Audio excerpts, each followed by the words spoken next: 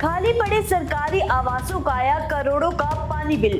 पंचायत चुनाव से पहले कांग्रेस ने बुलाई अपनी अहम बैठक। महिलाओं के खिलाफ अपराधों की बड़ी संख्या। इन सब के अलावा और भी बहुत कुछ रहेगा इस बुलेटिन में। आप देख रहे हैं इनॉक्स न्यूज। आइए जानते हैं अब तक की बड़ी खबरें। हिमाचल के सतलुज रिवर बेसिन में जलवायु परिवर्तन का असर अब जल विद्युत क्षेत्र पर साफ दिखने लगा है। हिमाचल विज्ञान प्रौद्योगिकी एवं पर्यावरण परिषद की एक ताजा रिपोर्ट के मुताबिक बिजली उत्पादन अब बर्फबारी के बजाय पिघलते ग्लेशियरों पर ज्यादा निर्भर हो गया है। साल 2000 से 2020 के बीच ग्लेशियर घटे हैं और कई का मास बैलेंस नकारात्मक हो चुका है, जिससे जल प्रवाह अनिश्चित हो गया है। हाइड्रो प्रोजेक्ट्स को पूरे साल बराबर पानी नहीं मिल रहा है, जिससे बिजली उत्पादन पर भी असर पड़ने की आशंका है। हिमाचल में महिलाओं की सुरक्षा को लेकर आंकड़े चिंता बढ़ाने वाले हैं। पिछले 5 वर्षों के डेटा के अनुसार महिलाओं के खिलाफ अपराध लगातार बढ़े हैं। 2022 में 1605 मामले दर्ज हुए हैं, जो 2025 में बढ़कर 1820 तक पहुंच गए और ये इस अवधि का सबसे उच्च स्तर है। वहीं दुष्कर्म, अपहरण और छेड़छाड़ जैसे गंभीर अपराधों में लगातार बढ़ोतरी दर्ज की गई है। निर्विरोध पंचायतों को प्रोत्साहन देने की नीति पर सरकार मंथन कर रही है, जिससे प्रोत्साहन राशि बढ़ाने, खत्म करने या पहले की तरह 10 लाख रुपए देने जैसे विकल्प शामिल है। पंचायती राज विभाग ने स्पष्ट किया है कि पंचायत चुनाव लड़ने के लिए किसी शैक्षणिक योग्यता की अनिवार्यता नहीं है और सोशल मीडिया पर फैल रही अफवाहें पूरी तरह गलत है। वहीं स्टेट इलेक्शन कमीशन ने 16 अप्रैल को सभी जिलों के डीसी और एसपी की बैठक बुलाई है, जिसमें चुनावी तैयारियों और सुरक्षा व्यवस्था की समीक्षा की जाएगी।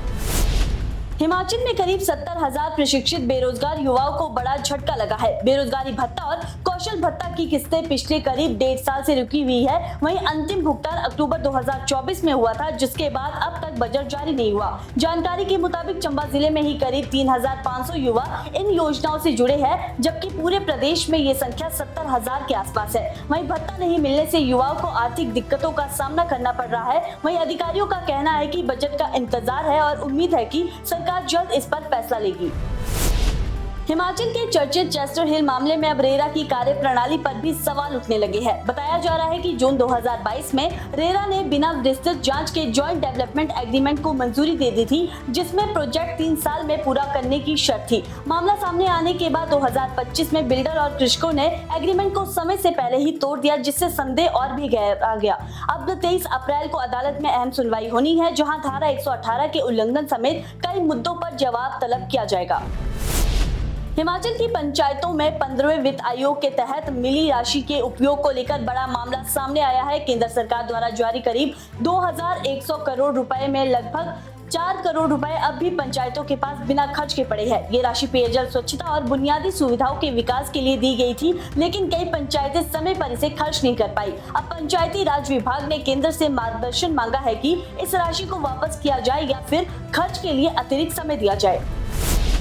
एचआरटीसी के पेंशनरों में भारी नाराजगी देखने को मिल रही है। समय पर पेंशन और वित्तीय लाभ नहीं मिलने से नाराज पेंशनरों ने सरकार को चेतावनी दी है कि मांगे पूरी नहीं होने पर वे पंचायत चुनाव का बहिष्कार कर सकते हैं। वहीं पेंशनरों का आरोप है कि 13 अप्रैल तक भी पेंशन जारी नहीं हुई, जबकि चिकित्सा भत्तों के भुगतान का वादा भी अब भी अधूरा है। जुलाई 2025 के बाद रिटायर्ड कर्मचारियों की पेंशन शुरू नहीं हुई और ग्रेजुटी और लीव एनकेशमेंट भी लंबित है। वहीं पेंशनरों ने जल्द भुगतान की मांग करते हुए कहा कि अगर समाधान नहीं हुआ तो आंदोलन तेज किया जाएगा।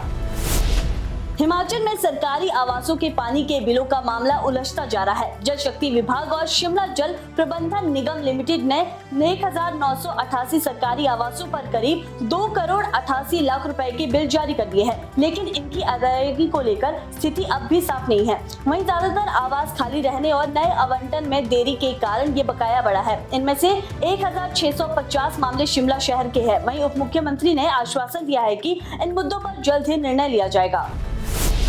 जिला मंडी के गोपालपुर पंचायत में दिन दिहाड़े कॉलेज छात्रा की निर्मम हत्या से इलाके में सनसनी फैली हुई है। घटना के बाद आरोपी मौके से भागने की कोशिश कर रहा था, लेकिन सीसीटीवी फुटेज और ग्रामीणों की मदद से उसे पकड़ लिया गया। वहीं इस घटना के विरोध में लोगों का गुस्सा सड़कों पर फूट पड़ा और सरकाघाट घुमारवी हाईवे पर उन्होंने चक्का जाम किया। वहीं प्रदर्शनकारियों ने आरोपी को फांसी देने की मांग की। वहीं पुलिस ने सख्त कार्रवाई का भरोसा भी दिलाया है।